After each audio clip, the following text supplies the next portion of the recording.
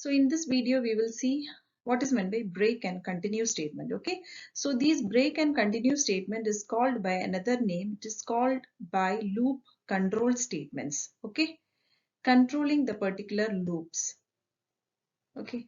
So let me take an example of your while loop. So what will be your syntax? While condition, right? Condition, open the curly braces. Then you have statement block and you have right. So in between, if you're checking another one condition, if condition, and if you have a break statement here, okay, then you have statements again.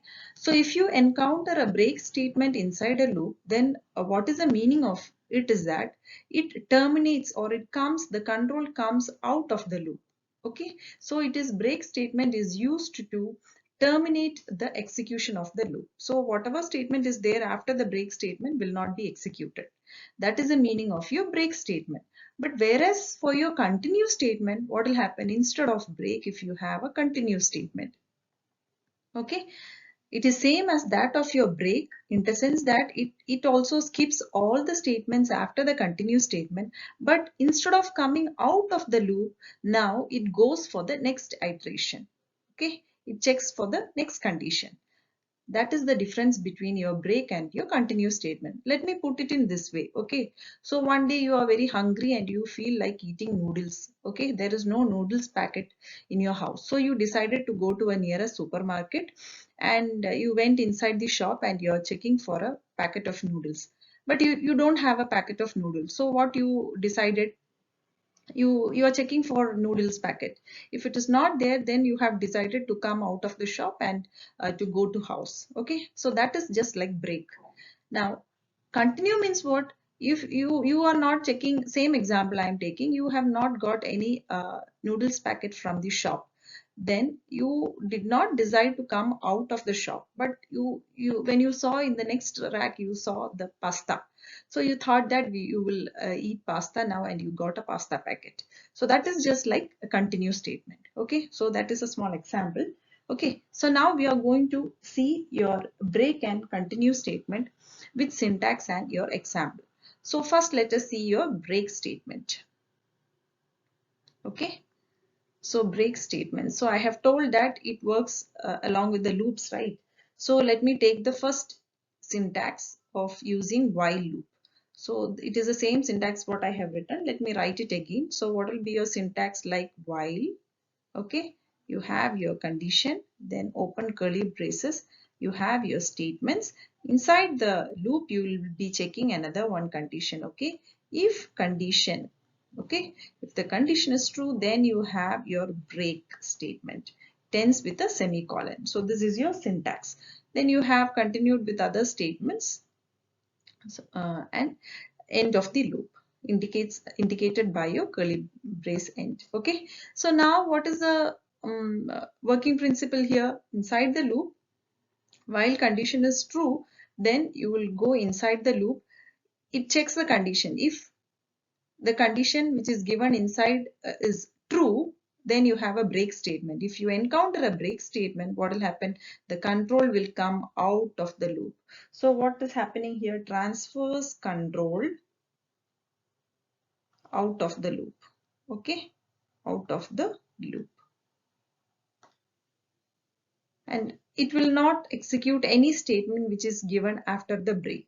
It skips the statements and the control comes out of the loop and it executes the statements which is in the out of the loop.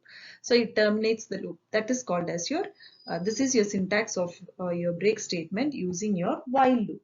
So same, let me write the syntax of your do while loop. So what is your syntax of your do? Right, so do, you will execute your statements. Inside this, if you have, again, if you are going to check another condition, if condition, then you are going to give your break statement. Okay, you are ending the loop. So what will happen? The break, same meaning the control comes out of the loop.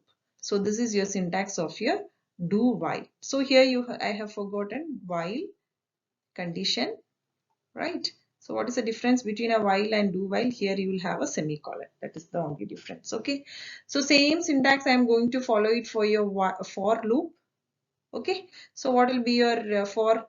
You will be having initialization, then condition, then updation, right? So for, then here also you will be having, you are checking one condition. If condition, then you will be using a break statement. Okay. Break statement. It skips all the all the statements and the control comes out of the loop. Okay. So now if I this is the exam syntax for your for loop. So if I add another for loop, then what you'll get, it is the nested for loop, right? Again I am, so you will be opening the loop, here you will be having the other loop. Okay. So here, see, here you have two for loops, right? So once you have the condition and break in your inner loop, what is the difference here? The control will come out of that immediate for loop. Okay. So this will be your syntax of your nested for loop. Now let us see by an example. Okay. So now let me take an example. So I am writing a program to print first 10 numbers. Okay. First 10 numbers using while loop. So in this I am going to add a break statement also. So how will you start your program? So you will be starting your program with your header file. Include stdio.h, standard input output file. Then what you will be using, you will be starting the program int main, which indicates the start of the program, right? So you are initializing a variable int I is equal to 1. What is the meaning of this? The variable I is assigned the value 1, initialized with the value 1, and it is of the data type integer. So while you have to print 1 to 10, right? Less than, so I is less than or equal to 10, then you are giving a condition. If I is equal to 5, then you have a break statement. Okay.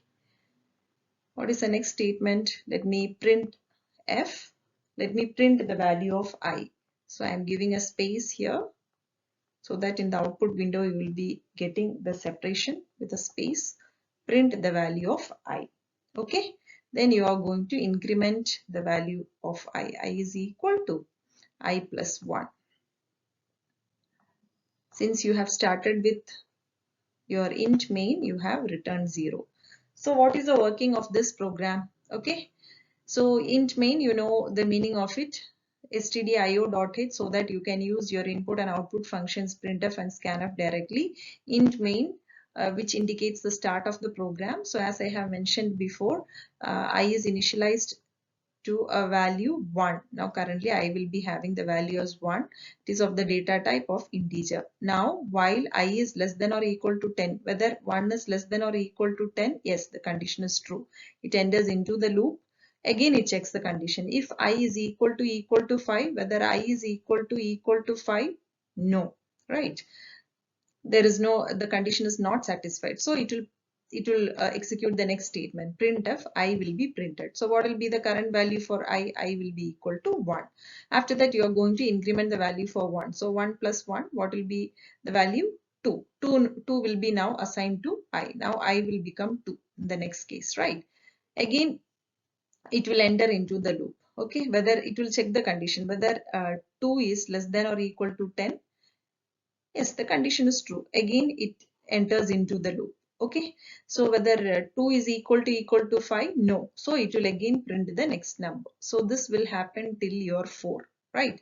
So once I becomes 5, first condition is true, it will enter into the loop, right? But here you see, if I is now 5 is equal to 5, both are equal, then you will encounter a break statement. Once it becomes 5, the control will come out of the loop, then it will execute the next statement. It is return 0, means exit of the program. So in your output, ultimately it will give, even though it is a program for printing first 10 numbers, you will be getting in the output window, you will be getting only 1, 2, 3, 4 displayed. Okay. So this is an example of your break statement. Now moving on to your next statement, that is called as your continue statement. So now let's see the syntax of your continue statement. Okay, continue statements. Continue statement. So first the same syntax, let me take for your while loop. Okay, so what will be your syntax for your while loop? Instead of break, you are going to replace it by continue. That is the only difference. Okay, so while you will be checking the condition, right? It enters into the loop.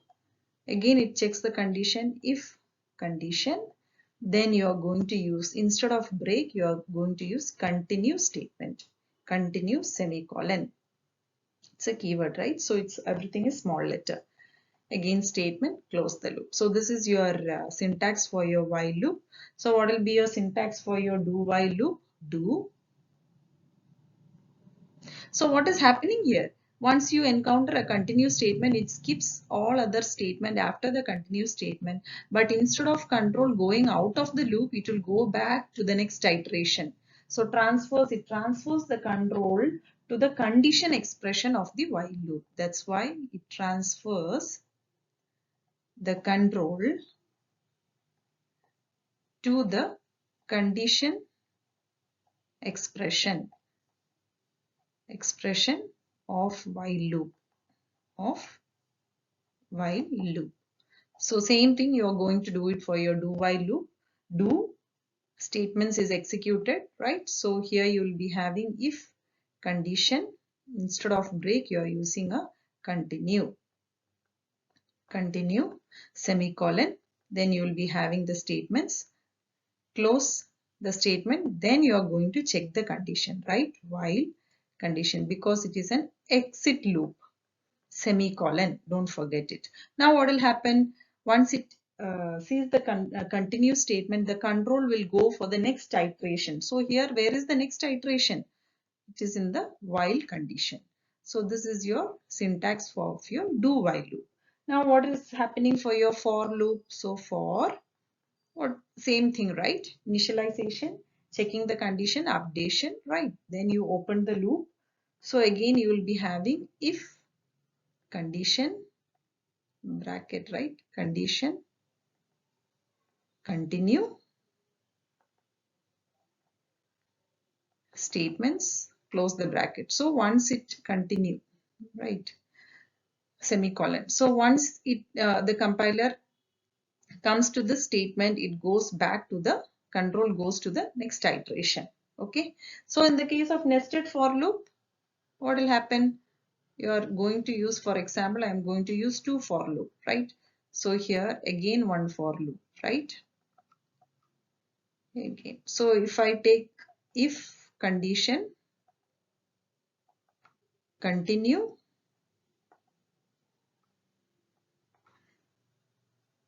okay, then you have statements, you have two loops, right? So once it encounters the continue statement, the control will go to the iteration of the immediate loop. Okay, so this will be your control transfer. So these are the four syntaxes for while, do while, for loop, and nested for loop. Now let's see an example for your continue statement. Let's take the same example, okay, but this time using the for loop. So what is your program? To print 1 to 10 numbers, 1 to 10 numbers, okay, using for loop, okay, using for loop. So same thing I am going to repeat, hash include stdio.h, okay. So you are going to start the program int main, open curly brace, int I is equal, sorry, int declaration, right? You are using for loop. So int I variable is declared for initialization. I is equal to 1, I less than or equal to 10, right? I plus plus. You are entering into the loop if condition is true, right?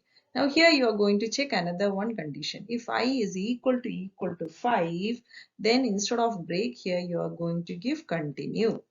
Okay, then you are going to do the same thing, printf.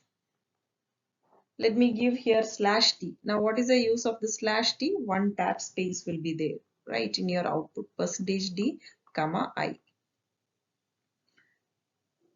Return 0 since you have used int main. Okay, so what will be your execution of your program? Let me tell in short. Include stdio.h int main. A variable I is declared now. First condition, what I will be equal to 1, right? Initialized to 1. Whether I is less than, whether 1 is less than or equal to 10. Yes, condition is true. It enters into the loop. It executes again the statement. So here there is another condition. If I is equal to 5, whether I is equal to 5, no, it is false. So it prints the value of I. So first case 1 will be printed. Now here you have a tab space, right?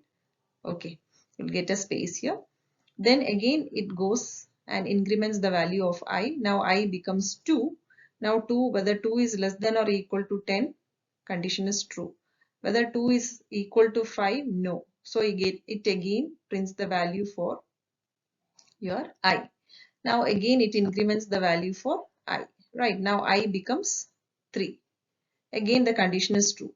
Right, so this carries on till 4. Now see the condition, whether when I becomes 5, it checks the condition, it enters into the loop. Now 5 is equal to 5. Both are equal now. So next you have the continue statement. So what will happen? It skips the next statement. It will not print the value of I. It goes and increments the next step.